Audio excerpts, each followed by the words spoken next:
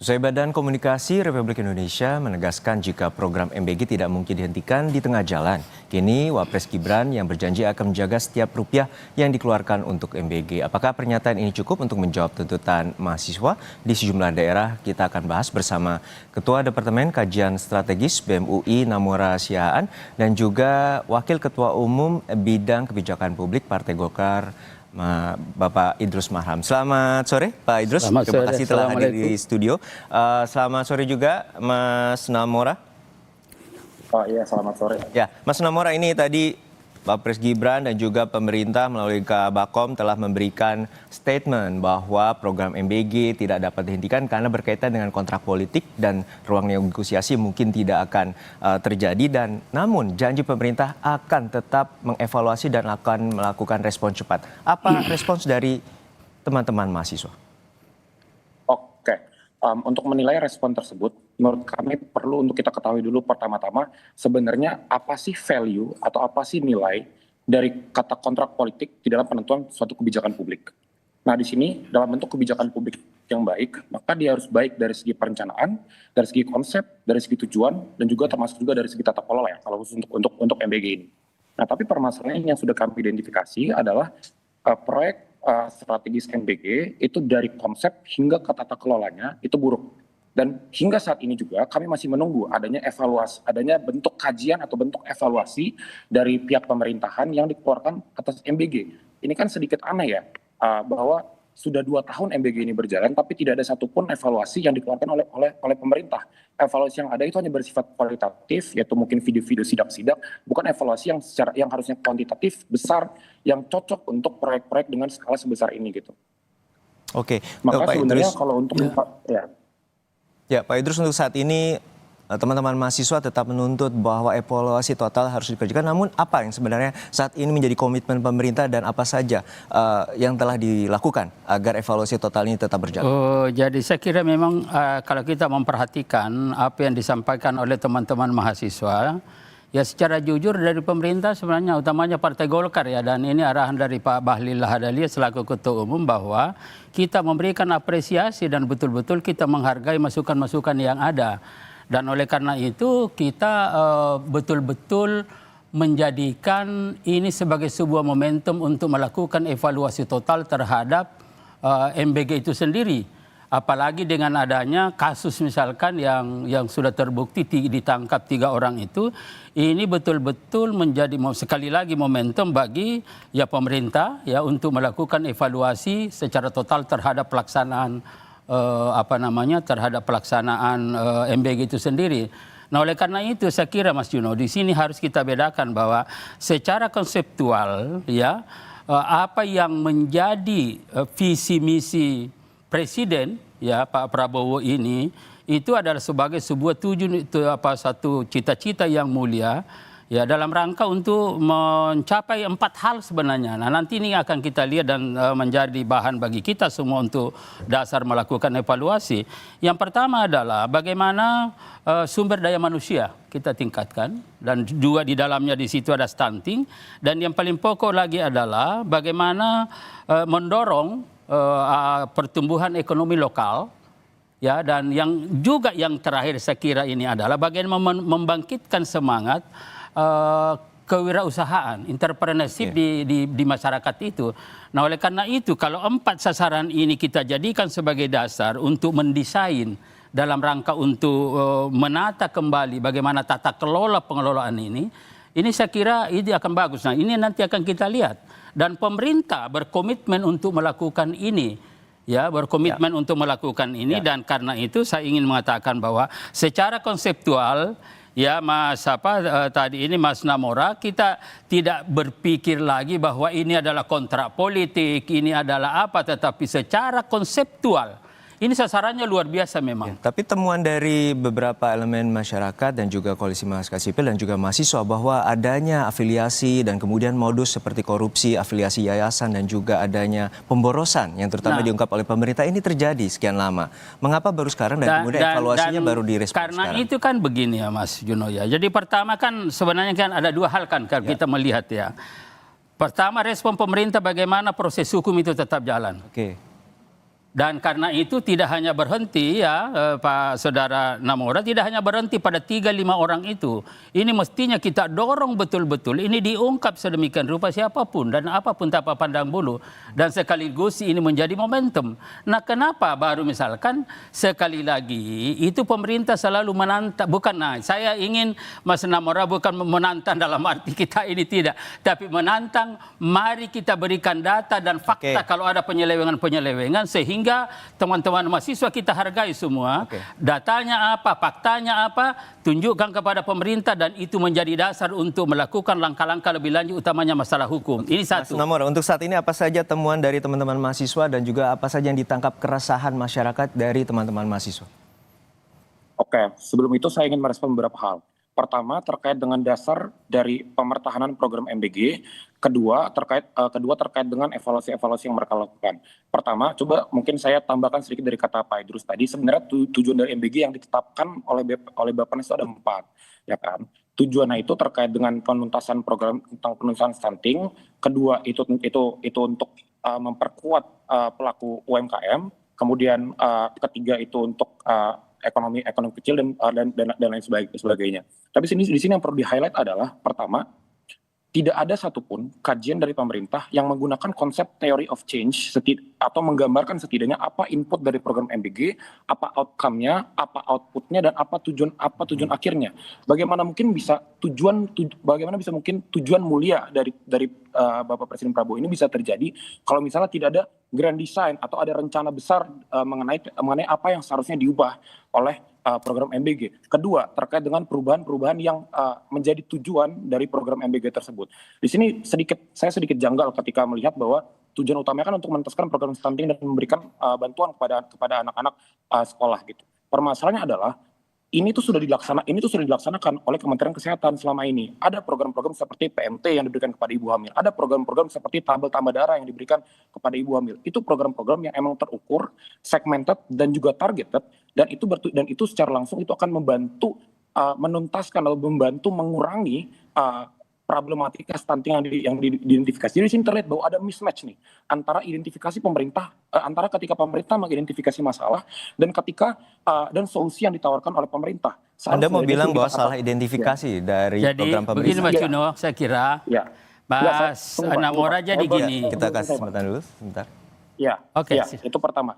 Iya, kedua Pak, terkait dengan kerangka tujuan mulia. Berarti tadi sudah bergeser ya Pak. Tadi awalnya kan kontrak politik. Tapi tidak jadi kontrak politik, sekarang jadinya tujuan mulia berarti Pak ya. Nah, permasalahannya begini Pak, emangnya ini pertanyaan simpel, mungkin masyarakat awam pasti juga akan mempertanyakan ini. Memangnya salah satunya program yang memiliki tujuan mulia yang ada di Indonesia ini hanya MBG? Tentu tidak, Bapak. Semua program yang ditentukan oleh pemerintah itu harusnya memang tujuannya itu mulia, makanya itu ada prosedur untuk menetapkan bagaimana program itu dilakukan, bagaimana program itu bentuk. Karena harus ada tujuan mulia yang disebut pada konstitusi dan hal lainnya. Problematikanya adalah begini, MBG itu kan dilaksanakan di bawah BPN. Nah, dan anggaran MBG itu menarik anggaran dari 3 sektor paling fundamental dari kehidupan masyarakat, anggaran kesehatan, anggaran pendidikan, dan juga ekonomi. Nah, tarikan anggaran ini seharusnya itu punya semacam opportunity cost gitu. Dan opportunity cost ini tidak dipenuhi oleh MBG gitu. Oke, tanggapan Anda Pak Idrus. Jadi Mas Namora, jadi saya sekali lagi pemerintah fokus pada 2 hal ya. Jadi kalau kita ingin menggaris besarnya, yang pertama hukum ini sudah jelas. Jelas Pak Prabowo sudah memberikan satu instruksi bahwa ini harus jalan terus, tidak boleh berhenti, siapapun yang terlibat harus diproses secara hukum. Ini kan jelas ini dan saya kira ini, nah teman-teman mahasiswa tinggal awasi. Kalau memang ada fakta di daerah-daerah yang nyata-nyata itu penyelewengan dan ada bukti, saya kira Mas Namora tidak usah segan-segan sampaikan ya kepada teman-teman dan insya Allah akan ditindaklanjuti ya seperti itu ya. Dan kemudian yang kedua masalah tata kelola. Jadi ini bagaimana tata kelola ini tentang evaluasi total, kemudian kita melakukan perbaikan. Dan kalau kita bicara tentang tata kelola, berarti kita bicara tentang sistem, kita bicara tentang proses, kita bicara tentang struktur yang menangani itu. Nah, pemerintah pertama sekali yang dilakukan adalah melakukan audit. Audit kepada SPPG. Yang memang Menko Pak Zulkifli Hasan juga sudah menyampaikan bahwa yang ada titik itu mestinya target pertama kali itu memang ada 21. Ya, ada 21.000. Ya, itu kemudian ternyata kan yang sudah kelewat juga, Mas. Ini juga harus diakui ada 27.877. Sehingga dengan demikian dari hasil ini sudah ada pemetaan dari pemerintah bahwa yang baru ini adalah itu dihentikan dulu, tidak dilanjutin. Kemudian yang ada sudah berjalan ini diaudit, nanti ada kualifikasi. A, B, ada C, ada dan lain-lain dengan kriteria-kriteria yang ada. Tentu SPPG yang tidak memenuhi kriteria, Mas Juno, itu nanti akan dihentikan, pasti akan di situ. Dan ini semua nanti, nah di sini lagi-lagi teman-teman mahasiswa, apa yang dilakukan oleh pemerintah untuk melakukan audit terhadap katakanlah 21.000 titik itu nanti, itu mana yang klasifikasi A, klasifikasi B, C, dan mana yang tidak bisa dilanjutin. Nah itu satu poin. Kemudian yang kedua adalah tentang masalah jangkauan. Jadi ini kita memang kan mulai fokus bahwa yang ini kita fokuskan ini nanti adalah masyarakat yang memang perlu peningkatan kesejahteraan, perlu peningkatan itu, dan termasuk daerah-daerah yang jauh gitulah. Namun dalam proses yang tengah ditangkap oleh teman-teman mahasiswa bahwa anggaran saat ini tengah terbatas dan kemudian fokus terhadap pendidikannya menjadi terlupakan. Jadi gini Mas Juno, jadi memang kan ini dari APBN kan kemarin sudah berkurang kan. Jadi dari 335 triliun itu sudah menjadi 268. Nah kemudian juga sudah dari hasil sementara, karena memang itu setiap titik itu kan setiap hari kan 6 juta Mas. Nah ini nanti akan ditentukan jumlah insentif bukan 6 juta tapi disesuaikan berapa size yang dikelola oleh setiap SPPG itu. Jadi ini betul-betul harus ditata sedemikian rupa dan ini harus diawasi. Karena SPPG itu kan ada paling banyak mungkin nanti 3.000, ada 1.000, ada 2.000 dan lain-lain. Nah kalau dirata-ratakan memang ini tidak benar. Apalagi juga memang yang kritikan dari teman-teman ada penjualan titik itu berapa titik Mas Nauro, itu kita juga tidak setuju, itu tidak betul. Nah kalau ada misalkan data-data seperti itu, udah silakan masukkan, silakan sampaikan. Saya punya keyakinan ini akan ditindaklanjuti dan lain-lain, dan ini sebagai respon. Sekali lagi, respon dari pemerintah terhadap pikiran-pikiran, terhadap aspirasi yang disampaikan oleh teman-teman mahasiswa, lagi-lagi dengan fakta-fakta yang ada, pasti akan ditindaklanjuti. Tentu untuk kasus korupsi kita sama-sama sepakat bahwa kita harus memberantas terutama dalam program MBG. Untuk Mas Namora bahwa pada saat ini ada proses hukum tengah berjalan dan kemudian juga ada moratorium dan juga ada proses di mana pemerintah mengakui adanya pemborosan 1 triliun per bulan. Itu informasi dari Menko Pangan Pak Zulhas. Untuk saat ini seperti apa tuntutan dari mahasiswa, apakah tetap akan menerima atau merespon positif dan juga akan atau tetap melanjutkan demonstrasi? Tuntutan kami masih sama. Sebelum itu saya merasa perlu nge-point out kepada rakyat juga bahwa sepertinya ada salah atau miskonsepsi dari pemerintah. Miskonsepsi bahwa suatu masalah itu harus timbul terlebih dahulu baru dia menjadi suatu masalah. Bahwa suatu masalah itu harus viral terlebih dahulu baru dia harus ditangani oleh pemerintah. Nah, di sini begini Pak dan Mas. Di sini yang tuntutan kami itu berdasarkan pada identifikasi kami mengenai akar masalah dari permasalahan krisis ekonomi yang kita alami sekarang. Gitu. Kita merasa bahwa akar masalahnya itu ada di pemborosan. Kita merasa bahwa pemborosan terbesar itu ada pada 2 program strategis terbesar pemerintahan Presiden Prabowo, yaitu MBG dan juga Koperasi Desa Merah Putih. Nah di sini kita memutuskan bahwa rasa-rasanya kita tidak lagi mempercayai metode penindakan setelah pelanggaran.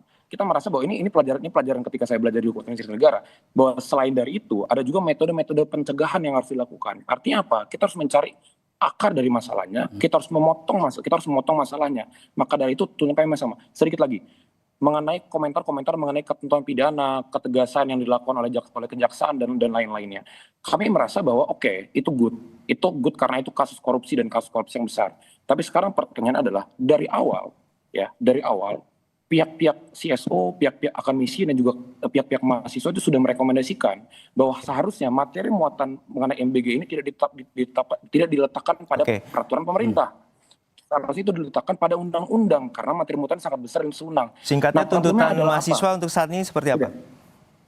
problemnya gini, sedikit. Ya, Problemnya adalah ketika ditetapkan dalam bentuk PP, Perpres atau peraturan-peraturan turunan lainnya, ketentuan pidananya itu nggak bisa ada.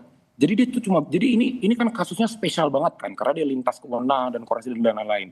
Nah, Oke. harusnya ada ketentuan spesifik yang diatur di dalam undang-undang, dan itu juga tidak dilaksanakan. Jadi tuntutan kami tetap sama, karena sudah berkali-kali dari awal janji MBG ini dilantunkan dalam Pilpres, kami sudah bilang oke, harusnya begini tidak dilaksanakan. Oke, Ketika ada kami masalah, baru akhirnya pemerintah mencoba untuk evaluasi. Ya, mungkin statement dari Pak Idrus terakhir terkait dengan statement mahasiswa. Jadi pertama begini, saya kira begini ya, kita setuju semua.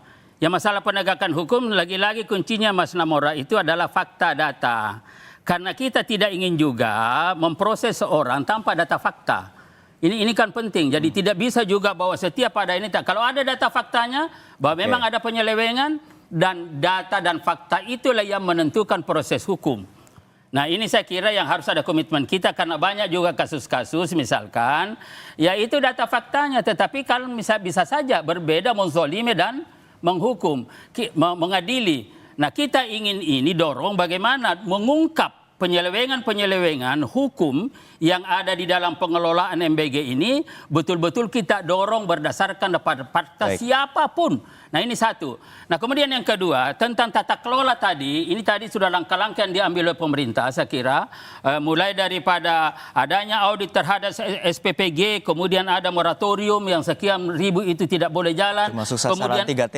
Ya. Sasaran 3T termasuk? Ya, pasti itu nanti sudah pasti kan saya sudah katakan itu dan kemudian yang juga menyangkut masalah yang sudah jalan sekarang SPPG yang 21 itu diaudit A, B, C dan nanti tentu ada yang tidak memenuhi kriteria, tentu nanti itu akan dihentikan. Nah, yang terakhir saya kira Mas Mamora, ini teman-teman ini kan kita ini sudah pada senior nih. Ini teman-teman kayak Namora ini kan luar biasa aktivis dan kita juga pernah aktivis. Saya pernah Ketua Umum DPP KNPI dan Mas Namora kalau perlu diketahui debat kandidat presiden pertama di Republik ini itu dia lakukan pada zaman saya Mas.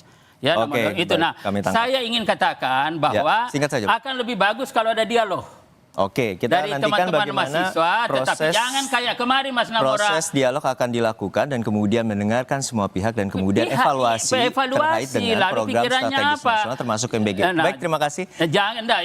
Jangan kayak misalkan di UGM. Kebetulan saya S3-nya di UGM, juga nggak enak. Menteri sudah datang, mau dialog, malah ada tindakan-tindakan yang saya kira. Itu poin yang nanti kita akan bahas bersama kembali dan kemudian ini adalah kemudian mahasiswa juga tentu memiliki bagian dari gerakan moral terhadap masyarakat dan juga pemerintah juga akan mendengarkan dan proses ini akan terus berjalan. Jadi terima kasih sekali lagi Pak Idrus Marham, Wakil Ketua Bidang Kebijakan Publik Partai Golkar telah bergabung bersama kami di studio Kompas TV dan juga Mas Namora, Ketua Departemen Kajian Strategis BEM UI telah berbagi informasi bersama kami di Kompas Petang. Sehat selalu.